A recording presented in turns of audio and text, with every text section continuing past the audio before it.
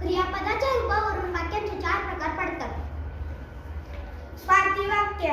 वाक्यातील क्रियापदाच्या रूपावरून नुसताच काळाचा बोध होत असेल तर त्या वाक्यास स्वार्थी वाक्य म्हणतात. उदाहरणार्थ, मी अभ्यास केला, अतुल खेळायला गेला.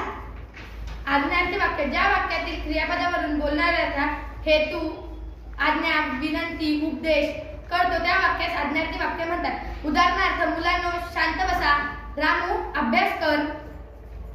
संकेतार्थी वाक्य. वाक्यातील क्रियापदावरून एक गोष्ट दुसरीवर अवलंबून आहे असे समजते त्याला संकेतार्थी वाक्य असे म्हणतात. उदाहरणार्थ, तू तुझ्या आरोग्याची काळजी घेतलीस तर तुझे आरोग्य चांगले राहील. तू चांगला अभ्यास केला तर परीक्षेत चांगले गुण मिळवशील. विद्यार्थी वाक्य. वाक्याच्या क्रियापदावरून बोलणाऱ्याचा हेतू, कर्तव्य किंवा इच्छा करण्याचा असतो तेव्हा त्यास विद्यार्थी वाक्य असे म्हणतात. उदाहरणार्थ, मुलांनी प्रार्थना म्हणावी.